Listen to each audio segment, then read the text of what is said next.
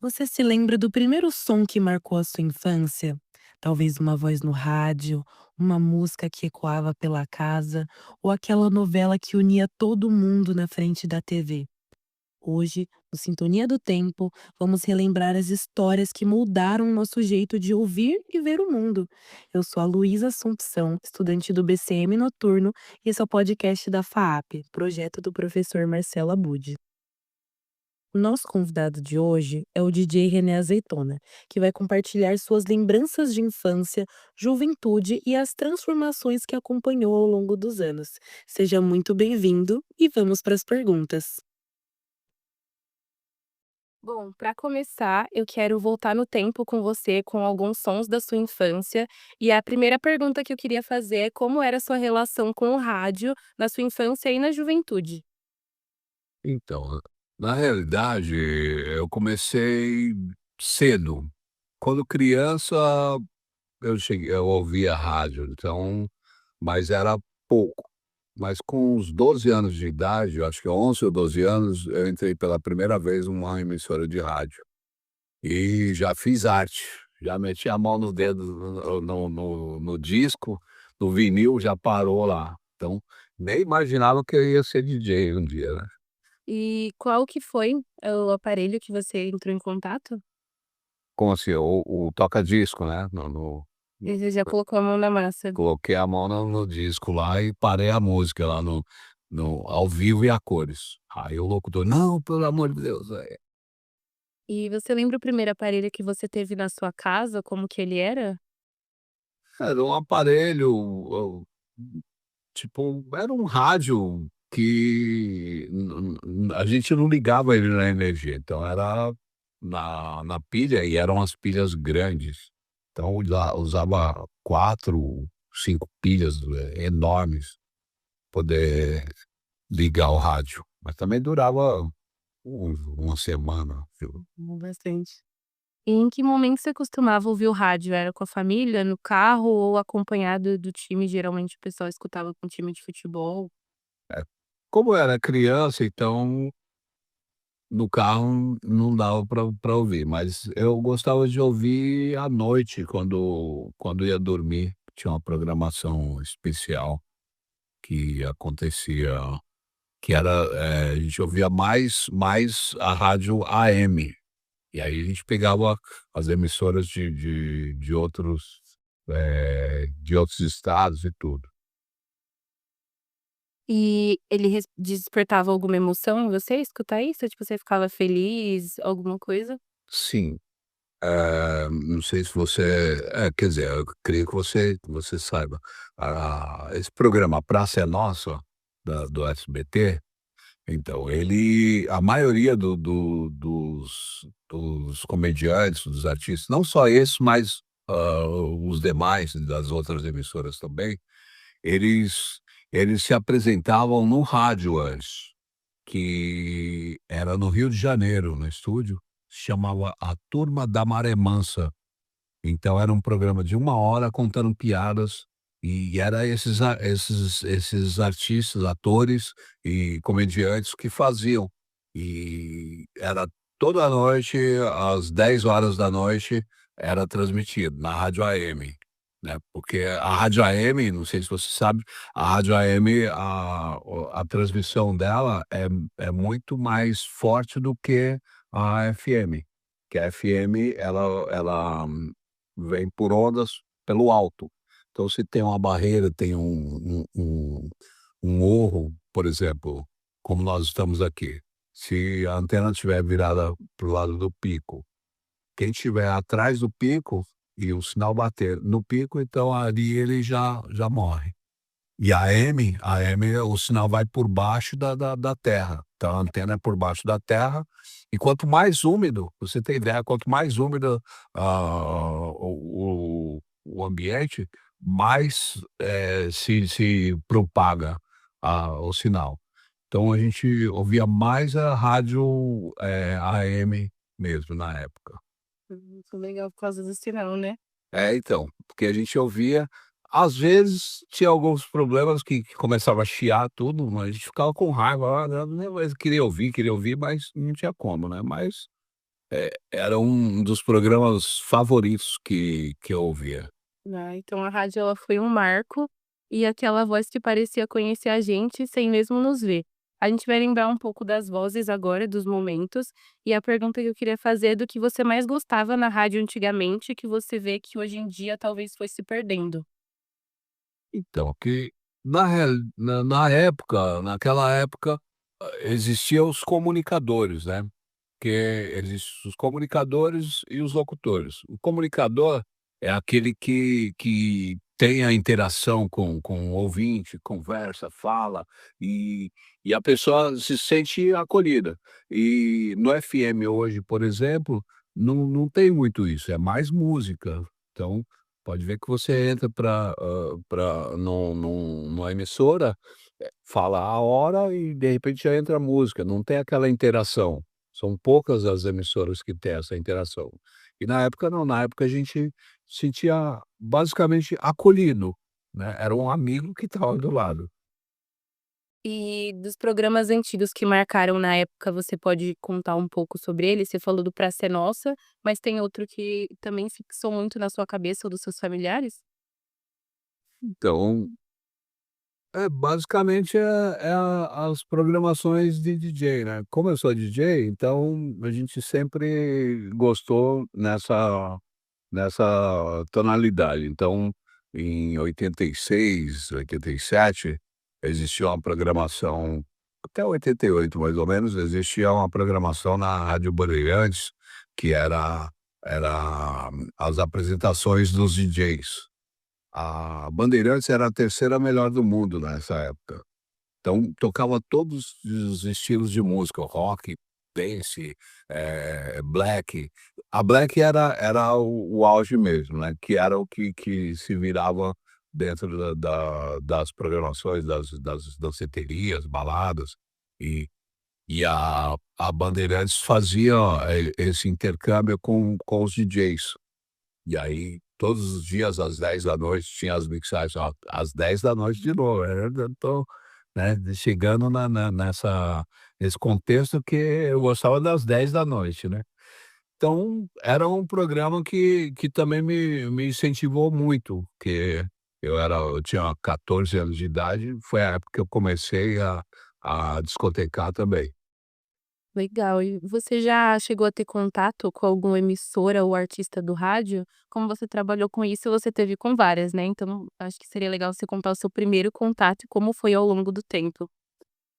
É, o primeiro contato foi 14 anos de idade, que eu já meti a mão no disco lá, parei, depois com 14 não, era menos que isso, com 14 eu já estava já frequentava, já ia na Bandeirantes, que tinha, alguns locutores que eram o máximo, tinha o Banana, que ele era além de um grande profissional, ele ele conseguia captar o a atenção dos ouvintes.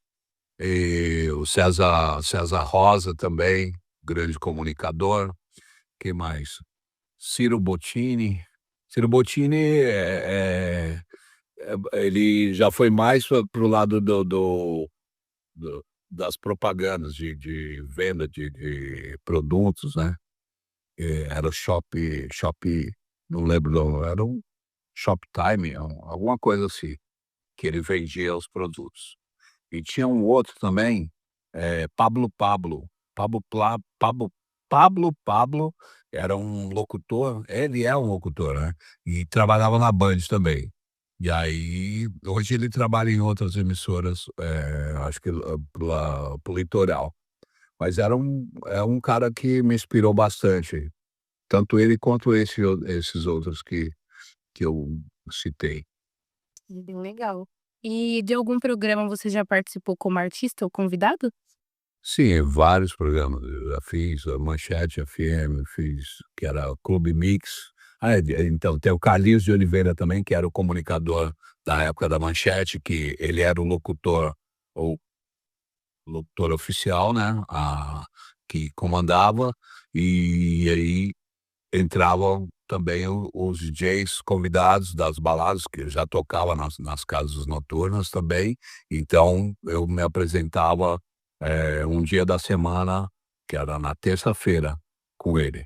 E na Metropolitana também já fiz algumas apresentações, Nova FM Record, 97, eh, que mais?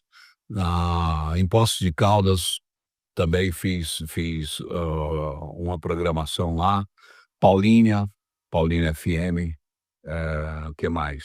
Fui para o estado do Tocantins, trabalhei em rádio lá também, Rádio Tocantins. Para você ter ideia, em Tocantins, eu fui o primeiro locutor e DJ que colocou um computador, dentro da rádio. Então, fui o primeiro a fazer as edições com SoundForge, o Vegas também, as vinhetas, a gente fazia as produções. Foi nessa rádio Tocantins FM, eu fui um dos primeiros a levar um equipamento. E na época que eu fui, era a época que estava começando a sair os CDs, e a gente tocava só com vinil. Cheguei lá, não tinha aparelho para eu me apresentar, e eu levei todo o meu material em CD. Aí teve que pedir emprestado, pedir para alguém ver se tinha, e levaram dois eh microsystem com entrada de CD. Aí ligando para poder eu conseguir tocar as músicas. Isso, legal. Com trampo, né? Tá, Trabalhou. mas é muito legal, que basicamente, eu fui um dos pioneiros, né, então, isso daí, eh, a gente fica muito orgulhoso em saber que também conseguiu passar a mensagem, para o pessoal, e aí lá, eu consegui me apresentar em várias cidades, em Palmas também. Trabalhei em rádio também, em outras rádios, e em TV também a gente fazia a parte da publicidade, a venda da publicidade. Então, basicamente, fechava os patrocínios, eu comprei um horário na rádio, comprei um horário, e saí atrás dos patrocínios, e teve gente que era daqui de São Paulo, que foi para lá. Não sei se eu posso falar o nome aqui da empresa. Que pode. Pode. Então, a Pepsi, o gerente de marketing da época, ele me conhecia aqui de São Paulo, que eu tocava numas casas aqui, fazia também algumas emissoras, e ele me conhecia daqui. Quando ele chegou lá, que soube que eu ia fazer uma programação, eu fui conversar com ele, e aí ele chegou e falou: "Não, vamos fechar", já fechou um ano de patrocínio, aí entrou Pepsi, Pierre Alexander, Moai, entre outros da região também, então é muito legal. Eu acho que foi uma grande trajetória que você teve, né, até agora. E dessa trajetória toda, você lembra de algum jingle da época que, tipo, é inesquecível? Todo mundo cantava, ou você, né, cantava muito dentro da sua bolha. Que eu fiz ou que já teve? Pode ser o que você fez e o que teve. Eu fiz um jingle da Pepsi, lá da região de Tocantins, que rodou bastante. Mas e algum de outra pessoa na época que vocês cantavam bastante? Na época, tinha os jingles do Mapping, não sei se você conheceu, que era uma loja de eletrodoméstico, roupa e tudo, era lá no centro da cidade, né, Casas Pernambucanas, né. Então tinha vários jingles que na época chamava bastante atenção, e o pessoal cantava, né, cantava, e chegava nas casas pernambucanas, onde, não, como é que é? "Não adianta bater, eu não deixo você entrar na Casas Pernambucanas, o frio", alguma coisa assim. Som dos comerciais, eles grudavam na cabeça e é muito legal, porque o rádio ele, tipo, cria imagens, mesmo que seja só o som, as pessoas projetavam aquilo no dia a dia delas. E com o som das notícias, o rádio ele também foi palco para grandes momentos históricos, quando grandes notícias chegavam às nossas casas pela primeira vez. E cada pessoa tem um dia marcante de tal notícia, então eu queria perguntar qual foi o fato mais marcante que você ouviu na rádio, tipo assim, um fato histórico que você ficou simplesmente chocado e mudou sua vida dali pra frente. Aí você me pegou, porque eu não lembro exatamente alguma coisa nesse sentido, né, porque como a gente é do rádio mesmo, então a gente vai passando as informações. Acaba não sendo tão ouvinte quanto o próprio ouvinte, então a gente passa mais a informação. Mas teve várias notícias na época do futebol, Copa, coisas assim, então, era bastante interessante. Ah, teve um fato uma vez que noticiamos lá em Tocantins, na rádio Tocantins, que, estava tendo um acontecido e chamou a atenção e o pessoal foi todo mundo para lá. Aconteceu o seguinte, numa rua tinha uma árvore e aí começou a sair água dentro dela, brotando de dentro da árvore, em cima e saindo água. E o pessoal achando que era milagre. Falou: "Ah, é um milagre, não sei o quê". Aí nós mandamos a equipe de reportagem fazer a as conexões ao vivo e tal. E chegando lá depois descobrimos que foi um cano de água que passava por baixo, que quebrou e a água jorrava, assim. Então, foi um negócio que chamou a atenção também na época, né, para o pessoal. E eles como foi no momento? Como que as pessoas elas reagiram? Tipo, eles ficaram malucos e aí começaram a inventar fake news, assim, de uma casa para outra, por fofoca? É, ficaram chocados, começou a ir todo mundo lá para a cidade, então, como você sabe, no interior, a notícia corre muito rápido, então começou e o pessoal andava muito de bicicleta, então começou a chegar a bicicleta, quando viu tinha uma multidão lá no local. E aí o pessoal pegando água e tomando, outros achando que ia ter um milagre, que ia voltar a enxergar, coisas assim, um negócio é a fake news na realidade, né. Mas aí depois isso foi descoberto, aí na no mesmo nas mesmas, flashes que a gente fazia, né, então logo chegou não era a Sabesp, era o pessoal da água mesmo, não lembro, não me recordo o nome, mas aí eles chegaram e falaram que foi um cano de água. Aí frustrou o pessoal, né, cismou. E é engraçado, né, porque mesmo com o tempo era tudo ali no ao vivo, a pessoa escutava e já era a emoção da hora. Então, com o tempo essas vozes elas ganham rostos e vem a chegada da televisão, que transforma, né, a rotina de todo mundo. E aí eu queria saber, como foi o primeiro aparelho de TV que tinha na sua casa e como foi o encontro das imagens com a história? Então elas começam a ter vida, né, alguma coisa muda aí para as pessoas. Então, aí nós voltamos lá para trás novamente, então, acho que eu tinha uns 7, 8 anos de idade, e a TV era raro. Então tinha uma Telefunken, que era o nome da marca da TV, só que não era, na minha casa não tinha.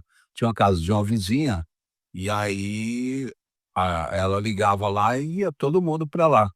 E a gente gostava de assistir a Pantera Cor-de-Rosa, né, e chegava e eles ligavam lá e aparecia a criança lá feito jorrando, assim, também. E assistir. E essa Telefunken, a gente tinha que colocar bombril, não sei se você já ouviu essa notícia, que tinha que colocar bombril na antena para poder chegar melhor, pra o sinal e tudo. E é verdade? É Sei. verdade. É. E dos programas antigos, quais que mais marcaram a sua juventude, que você assistia, tipo, toda hora, era seu favorito? Então, eu gostava muito de desenho animado, né, então foi o Silvio Santos também, que tinha Domingo no Parque, que era, na realidade o Silvio Santos foi o pioneiro que trouxe o Pica-Pau, Hum. trouxe, alguns desenhos animados aí, que na época não tinha, então e tinha as brincadeiras com as crianças e tudo, então era bem legal. E você já participou de algum programa de TV? Sim. Eu fazia com o Dirceu Jackson, que fazia o programa Clip Trip na Gazeta. E aí a gente fazia as participações também, foi entrevistado e também, chegava e passava as novidades, sorteava os convites das baladas onde tocavam, né. Nessa época eu tocava numa balada que chamava Woodstock Music Hall, que era ali no Jardins também, na Rua da Consolação, e a gente levava alguns convites para sortear, né. Então era isso. Bem legal. E os comerciais, você lembra de algum que ficou na sua cabeça? Comerciais que eu fiz ou que Mas pode ser os 2 que você fez, o que você assistiu.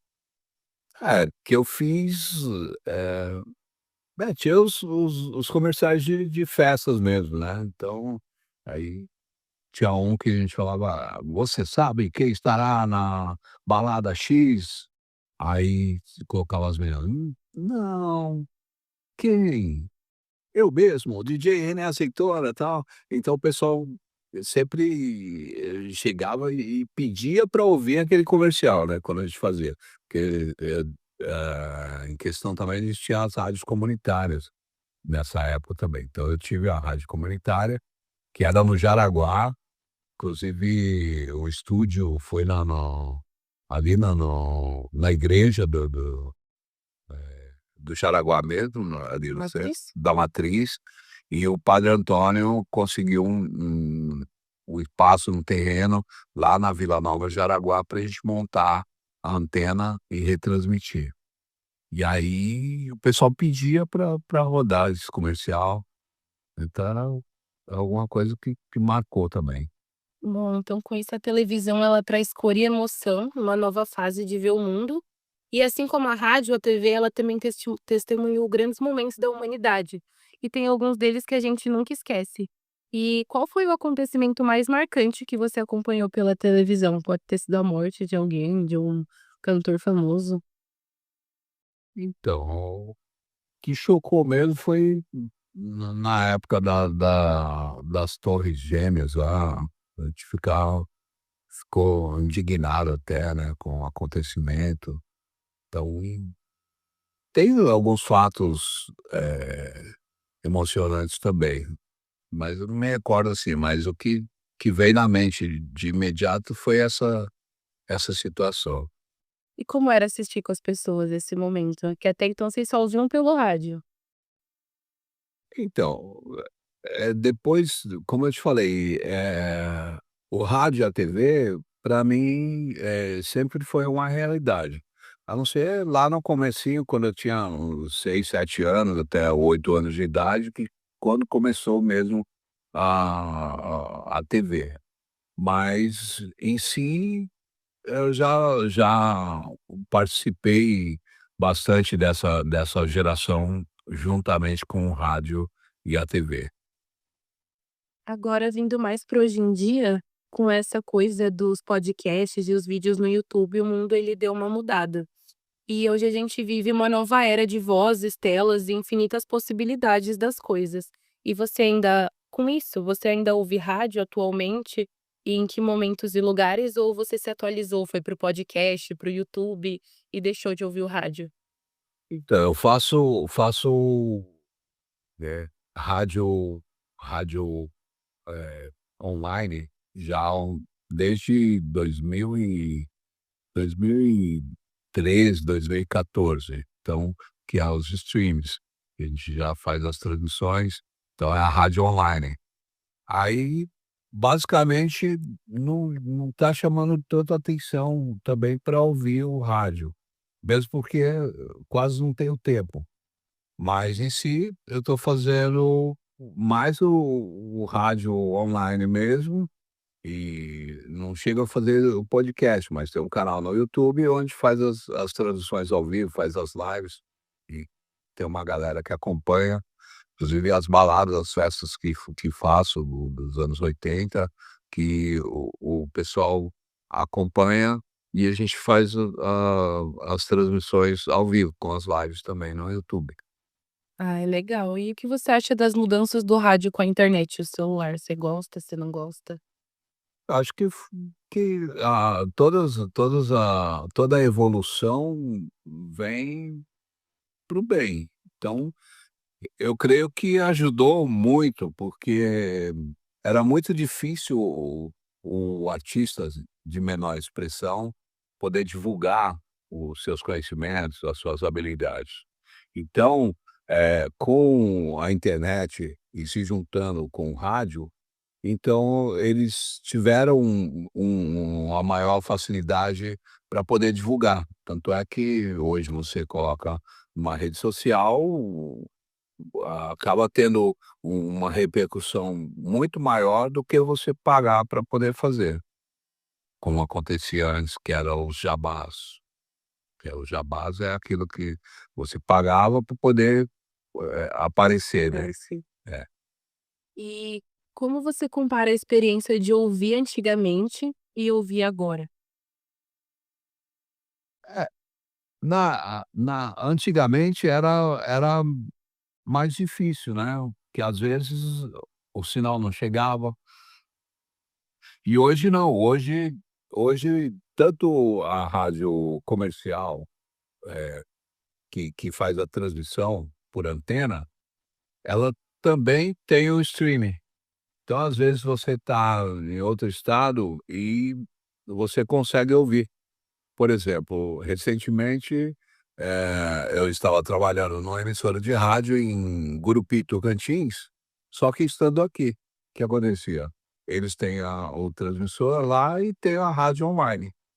E aí eu conseguia fazer a transmissão ao vivo daqui para lá, e e aí não deixava de ganhar os ouvintes. E aí o mundo inteiro pode ouvir, né. Então, é a facilidade muito maior do que como era antigamente. É, hoje em dia tudo fica mais fácil, né, depois da globalização. Sim. Bom, foi isso. Essa foi a minha última pergunta e eu espero que você tenha gostado de responder essas perguntas. Se você quiser deixar um recadinho para o pessoal no final, eu agradeço muito. Muito obrigada. Legal. É, só me seguir no Instagram, @dj underline René com 2 E no final, underline azeitona. E tem o canal no YouTube, Planet Mix Rádio, então é só acessar também, né. Tá bom. Tá bom? Quer que você falar mais alguma coisa? Não, só isso mesmo. Tá bom, obrigada, viu? Obrigado a você. Entre sons e imagens, o tempo muda, mas a memória permanece. Agradeço muito ao nosso convidado por dividir essas lembranças e reflexões tão especiais. Esse foi o Sintonia do Tempo, um podcast da FAAP. Se você gostou, compartilhe esse episódio. Eu sou a Luísa Assumpção e a gente se encontra no próximo episódio.